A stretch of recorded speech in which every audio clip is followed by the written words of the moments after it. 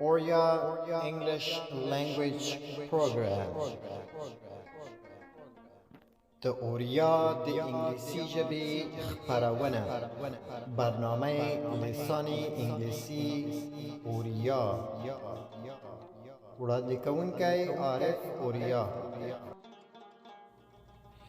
Lesson 70th اویایم لوست درس هفتادم Introduction پيژندګلوي یا تعارف. درنو قدرمنو هیوادوالو زمون د یوټیوب چینل در سره سابسکرایب کړئ. دوستان نهایت عزیز لطفا چینل یوتیوب ما را سابسکرایب کنید. سلامونه او نیکې هیلې درنو قدرمنو هیوادوالو. د نن ورځې درس زموږ ستاسو د فارمل انټروډکشن یعنی رسمي پیژندګلوي یا رسمي تعارف. دا په هغه وخت کې موږ تاسو استعمالو دوستانو چې کله موږ تاسو له یو چا سره مخامخ کیږو او غواړو چې ځان ورته وپیژنو یا هغه هم بل دویم کس هم وپیژنو، نو موږ تاسو د رسمي انټروډکشن یا رسمي پیژندګلوي څخه کار اخلو چې دلته په رسمي ډول باندې موږ غواړو ځان ور وپیژنو او هغه بل کس هم وپیژنو. دوستان نهایت عزیز فارمل انټروډکشن یعنی تعارف رسمی.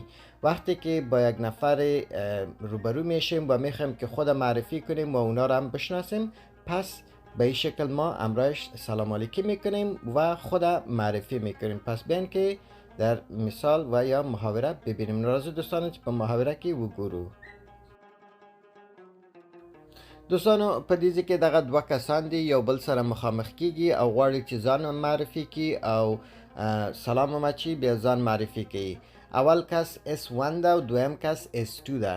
اول کس ورته وایي hello I am مرید. سلام زه مرید یم. سلام من مرید هستم. S2 ورته وایي nice to meet you مرید. تا سره د لیدو باندې خوشحاله سوم مریده. I am حشمت. زه حشمت یم. با دیدن شما خوشحال شدم مرید. من حشمت هستم. دوستانو په همدې شکل باندې موږ تاسو کولی شو چې ځان معرفي کو او یو چا سره سلام علیکي وکړو. که چېرته یو چا سره د لومبي ځل لپاره مخامخ کیږو نو په دې شکل ځان کولی شو چې معرفی کو. دوستان عزیز در اینجا ما میبینیم دو نفر هستن، برای بار اول یکی دیگه خود میبینن، سلام میته و خود معرفی میکنه. S1 نفر اول است، S2 نفر دوم است. نفر اول میگه hello I am مرید. سلام من مرید هستم. S2 میگه nice to meet you مرید. I am حشمت. با دیدنتان خوشحال شدم مرید. من حشمت هستم. اوس دوستانو ما پسی تکرار کنیم. دوستان عزیز پشت ما تکرار کنین. hello I am مرید. nice to meet you مرید. I am حشمت. دیر خوب، بسیار عالی. حالا دوستان عزیز ما S1 هستم، شما S2 هستین. ما جمله اول میگم، شما جمله دوم میگین. hello I am مرید.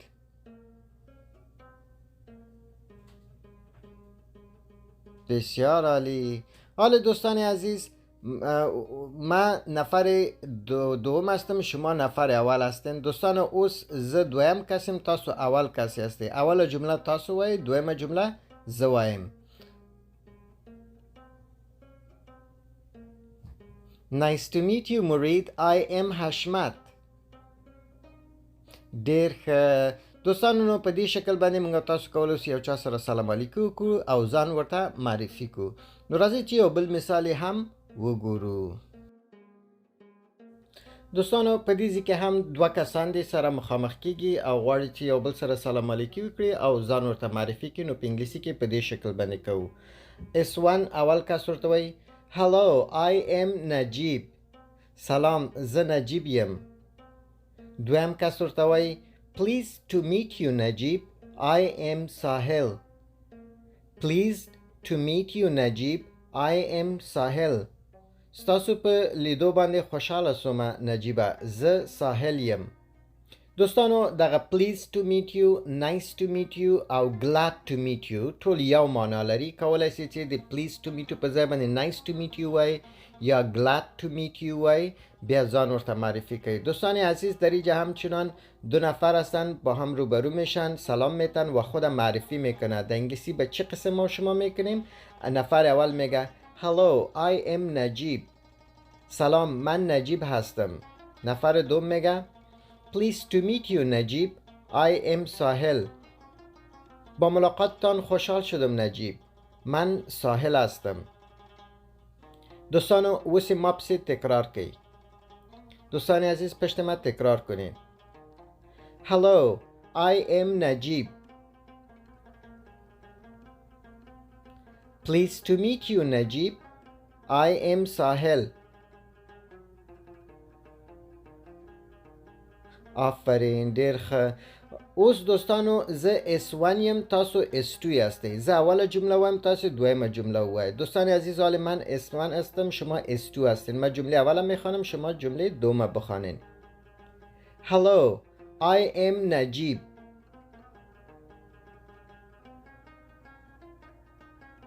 آفرین، ډیر ښه، بسیار عالی. حالا دوستان عزیز من نفر دوم هستم، شما نفر اول هستین. شما نجیب هستین، من ساحل هستم. شما اول جمله اول میگیم، من دوم میگم. دوستان اوس تاسو اول جمله وای، زه دویم جمله وای. Pleased to meet you نجیب.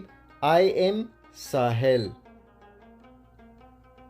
ډیر ښه دوستانو. نو په دې شکل باندې دوستانو موږ کولای شو چې یو چا سره د اول ځل لپاره مخامخ کیږو، سلام علیکم وکړو او ځان ورته معرفی کړو. دوستان عزیز پس همین قسم در انگلیسی وقتی با یک کسی روبرو میشیم برای بار اول سلام علیکم کنیم و خود معرفی کنیم. دوستانو دا یو اکسرسایز ده. اوس نو زه غواړم چې دا تاسو په خپلو کتابچو کې یو کاغذ باندې ولیکئ او دغه خالی ځایونه تاسو په خپله ډک کړئ. لکه کوم وخت کې د یو چا سره مخامخ کیږئ نو تاسو به څنګه ځان معرفي کوئ او هغه بل کس به تاسو ته څنګه ځان معرفی کوي، دا خالی ځایونه تاسو ډک کړئ. دوستان عزیز این هم اکسرسایز است. حالا شما میتونین این را در یک کاغذ بنویسین و خانه خالیش پر کنین و خود چه قسم برای کسی دیگه معرفی میکنین یا اگر کسی دیگه خود معرفی میکنه شما چه قسم پس خود معرفی میکنین. لطفا خانه خالی را پر کنید. Informal introduction یا غیر رسمی پيژندګلوي یا تعارف غیر رسمی. دوستان یو رسمی ده یا غیر رسمی ده. رسمی په هغه ځایونه کې مثلا په کوم دفتر کې یا کوم خاص ځای کې چې هلته رسمیت زیات وي چې ځان معرفي کوي، او غیر رسمی هغه ده مثلا عادي له انډیوال سره بل انډیوال راځي تی نه پیژنې د تا د انډیوال ده ځان ورسره معرفي کوي، نو دې ته غیر رسمی انټروډکشن وي، انفورمال انټروډکشن وي یا غیر رسمی پیژندګلوي.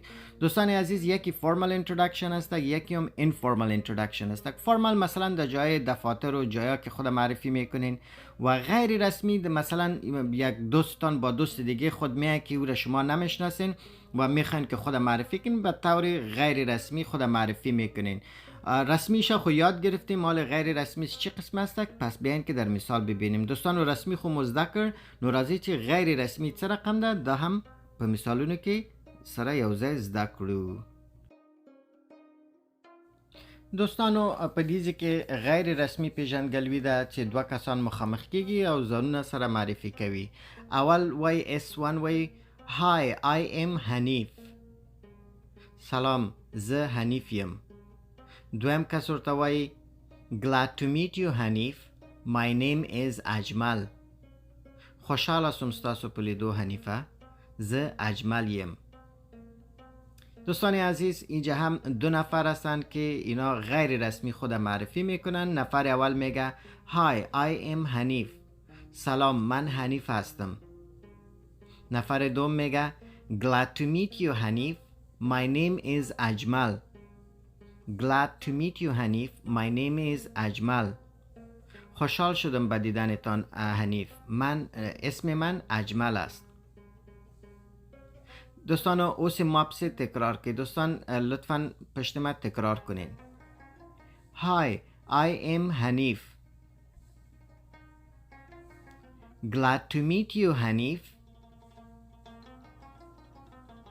My name is اجمل. ډیر ښه، بسیار عالی. حالا دوستان عزیز، اوس دوستانو زه اول کس یم، تاسو دویم کس هستید. زه S1 یم، تاسو S2. دوستان عزیز، حالا من S1 هستم، شما S2. جمله اول من میگم، جمله دوم شما بگوین. Hi, I am حنیف.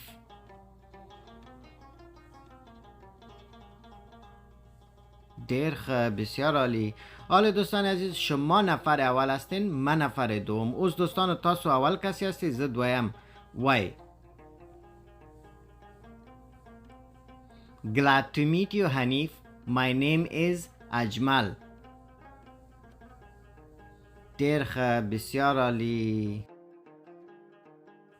دوستانو اوس په دې اکسرسایز کې دغه خانه خالی تاسو ډک کړئ. دوستان عزیز، حالا در این اکسرسایز خانه خالی را شما خانه پوری کنین، در یک کاغذ بنویسین و خود معرفی کنین غیر رسمی برای یک کسی دیگه. مثلا S1 میگه Hi, I am خانه خالی. نفر دوم میگه To meet you خانه خالی. My name is خانه خالی. دوستانو در خالی زاین وست تاسو ډکه چې وګورو چې آیا تاسو د غیر رسمی تعارف مو زده کړ که زده مو نه کړ یا غیر رسمی پیژندګلوي. دوستان عزیز، لطفاً ایره تمرین کنین با دوستانتان یا کسی که همراهتان باشه. میتونین هر دویش رسمی و غیر رسمی هر دویش با هم اکسرسایز کنین، تمرین کنین تا خوبتر و بهتر یاد بگیرین. Identifying people with this. د خلکو پیژندنه په دغه سره. شناخت مردم توسط این. دوستانو دس می په تیرو درسونو کې تاسو ته درس درکړی ده. موږ ویلي وو چې دس د هغه کس یا چیز دپاره استعمالیږي چې هغه موږ او تاسو ته نږدې وي، لاس مو ورته رسیږي، مفرد وي او موږ ته نږدې وي. په دې درس کې به موږ او تاسو دا زده کړو چې څه رقم په دس باندې د خلکو تعارف موږ او تاسو کوو یا د هغوی پیژندګلوي موږ او تاسو کوو، او یا بل چاته وایو چې دغه څوک ده یا دغه فلانی ده یا دا فلانی ده، نو دا به زده کوو. دوستان نهایت عزیز، قسمی که در درس‌های گذشته برایتان دس تدریس کردیم. دس که هستک برای کس یا چیز مفرد و قابل لمس ما میتونیم استفاده کنیم. یک چیزی که نزدیک ما باشه و مفرد باشه، یعنی یک نفر باشه یا یک چیز باشه، برای از ما شما میتونیم از دس استفاده کنیم. در اینجا در این درس ما شما تعارف یا شناخت مردم ما میکنیم توسط دس که چه قسم ما میگیم که این فلانی استک، این فلانی استک. پس بیاین که در مثال ها ببینیم. نورازی دوستانو چې په مثالونو کې وګورو چې څنګه د دس په کومک سره، په مرستې سره موږ د خلکو شناخت یا پیژندګلوي وکړو. This is اجمل. This is اجمل. دوستانو ګوري په دې انځور کې هم ښکاري چې اجمل ماته نږدې ده، زما لاس ورته رسیږي، نو زه وایم چې this is اجمل، دا اجمل دی. په دری کې وایي چې دوستان عزیز، در اینجا میبینیم در عکس ما شما که اجمل نزدیک من است، دست میرسه برش و من اشاره میکنم و او را معرفی میکنم برای شما. میگم که this is اجمل. This is اجمل. این اجمل است. دیگه به می قسم ما میتونیم که this را استفاده کنیم اگر کسی همراه ما باشه و میخوایم برای کسی معرفیش کنیم. میگیم که this is اجمل، this is احمد، this is شکیبا، this is نرگس. به می شکل ما میتونیم که از this استفاده کنیم وقتی که یک نفر باشه. دوستانو this کولای شي چې په دغه شکل باندې موږ تاسو معرفي کو. که چیرته موږ سره یو کس وي او غواړو چې بل چاته معرفي کو، وایي چې this is اجمل، this is احمد، this is محمود، this is شیراغا. نو په همدې شکل باندې موږ تاسو کولای شو چې دغه کس تعارف ورته وکړو. This is فرزاد. This is فرزاد. دا فرزاد دی. دوستانو دلته هم په دې انځور کې موږ تاسو ګورو چې فرزاد یو کس ده او ماته نږدې ده، لاس مې ورته رسیږي، نو ځکه زه وایم چې this is فرزاد، دا فرزاد دی. د this په واسطه باندې موږ د فرزاد پیژندګلوي کوو تاسو ته. دوستان عزیز، در این جمله باز هم میبینیم که میگیم this is فرزاد. This is فرزاد. این فرزاد است.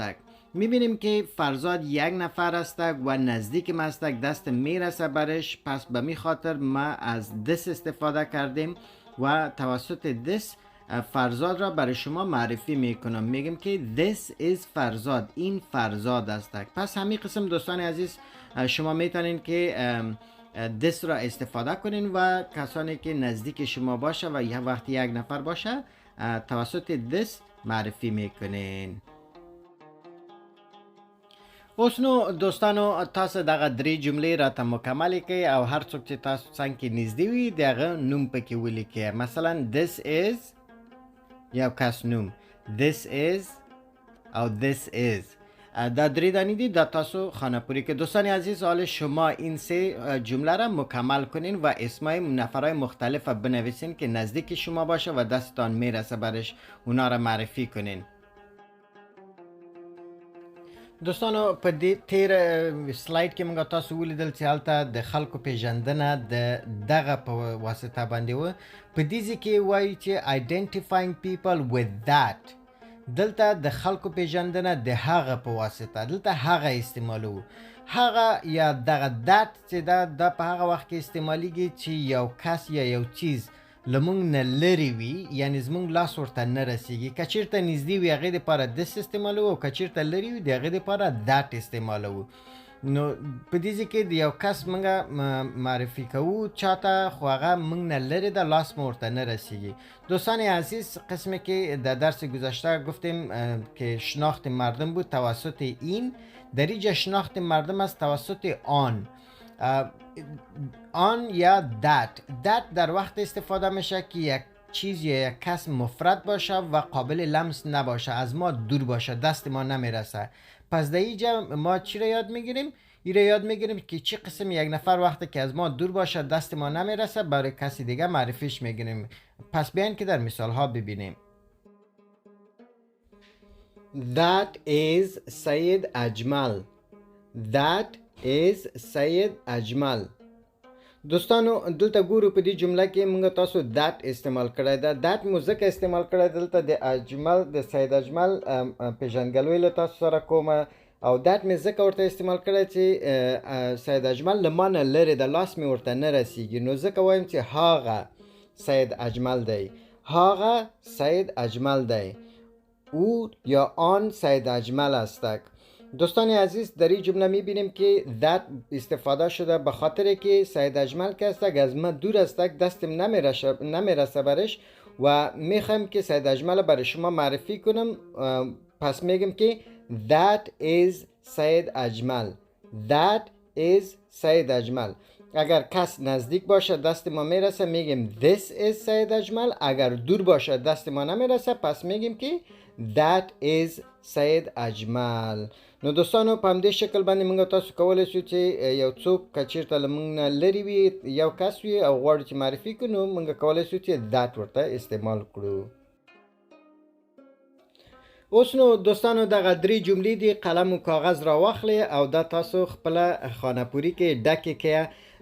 that is د یو کس نوم ورسره ولیکئ، هغه کس چې له تاسو نه لرې وي او غواړئ چې معرفي کړئ، نو دغه خالی ځای کې تاسو نوم ولیکئ. حالا دوستان عزیز قلم و کاغذ خود بگیرین و همین سه جمله را بنویسین و به جایی که خانه خالی است در اینجا نام اسم یک کسی را بنویسین که شما میخواین برای کسی معرفی کنین. Information questions with who. معلوماتی سوالونه په څوک سره یا سوالات معلوماتی با کی. دوستانو په دې درس کې به موږ تاسو زده کوو چې څنګه د یو چا نه پوښتنه کوو چې هغه څوک ده یا دا څوک ده، او د هغې ځواب به په this او that باندې ورته ورکوو. مثلا که غواړو د یو چا نه پوښتنه وکړو چې هغه څوک ده یا دا څوک ده، څنګه به په انګلیسي کې وایو او څنګه ورته ځواب ورکوو. نو راځئ چې په مثالونو کې وګورو. دوستان عزیز information questions with who، سوالات معلوماتی با کی. در این درس ما شما یاد میگیریم که چه قسم ما میتونیم از کسی پرسان کنیم که او کی هستک یا ای کی هستک. پس بیاین که در مثال ها ببینیم که چه قسم ما میتونیم از کسی پرسان کنیم که او کی است یا این کی است. ګورئ دوستانو دیزی کې موږ تاسو پوښتنه کوو که یو څوک موږ تاسو نه پیژنو دلته د بل کس نه موږ پوښتنه کوو ورته وایو چې S1 یعنی student 1 S2 student 2 S1 ورته وایي who is this who is this یعنی دا څوک ده دا څوک ده این کی است S2 ورته وایي this is لطیف this is لطیف دا لطیف دی دوستان عزیز وقتی خواسته باشیم از کسی پرسان کنیم که او کی هستک یا این کی هستک در اینجا S1 و S2 هستک که S1 سوال میکنه میگه که who is this who is this این کی است نفر دوم برش میگه S2 برش میگه که this is لطیف این لطیف است this is لطیف این لطیف است پس در اینجا وقتی که یک کسی را ما شما نمیشناسیم و میخوایم که پرسان کنیم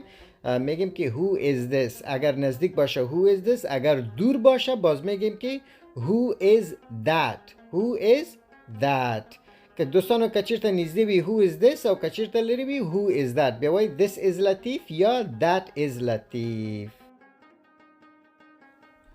پدیزی که دوستانو پختنه سوی دا وی who is that who is that هاغه څوک دی دویم کس ورته وایي that is ساحل that is ساحل هاغه ساحل دی دوستانو زه اوله جمله وایم تاسو اوس دویمه راپسې وایئ دوستان عزیز ما جمله اوله میگم شما جمله دومه بگوین who is that آفرین دیر خه بسیار عالی حالا دوستان عزیز شما جمله اوله بگوین من جمله دومه میگم یک دو سه یو دو دری That is ساحل Good job آفرین دیر خه دوستان بسیار عالی دوستان عزیز پس در اینجا همی that که استفاده شده وقتی که میگیم who is that یعنی او کی هستک همی نفر نزدیک ما نیستک دور هستک از یک کسی دیگه ما پرسان میکنیم که او کی هستک نفر دوم برای ما میگه that is ساحل او ساحل هستک پس به می قسم ما میتونیم که پرسان کنیم که یک نفر کی هستک و جوابش به این شکل بتیم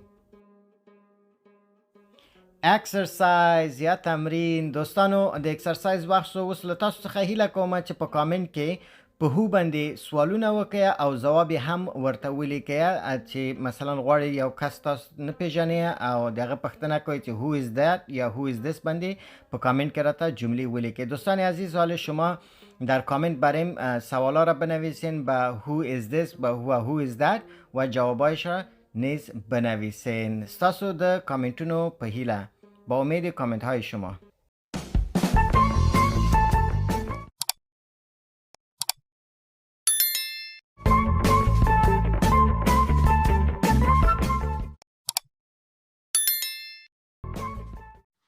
ستاسو له توجه څخه نړۍ مننه په دې هیله چې ویډیو مو خوښه شوې وي قدرمنو هیوادوالو د ویډیو لایک او شیر مو هیر نشي او زموږ د یوټیوب چینل هم در سره سابسکرایب کړئ مننه تشکر از توجه شما عزیزان با امید اینکه ویدیو قابل پسند شما قرار گرفته باشد هموطنان عزیز لطفاً لایک و شیر این ویدیو را فراموش نکنید و چینل یوتیوب ما را نیز سابسکرایب کنید تشکر ژوندی دی وی افغانستان زنده باد افغانستان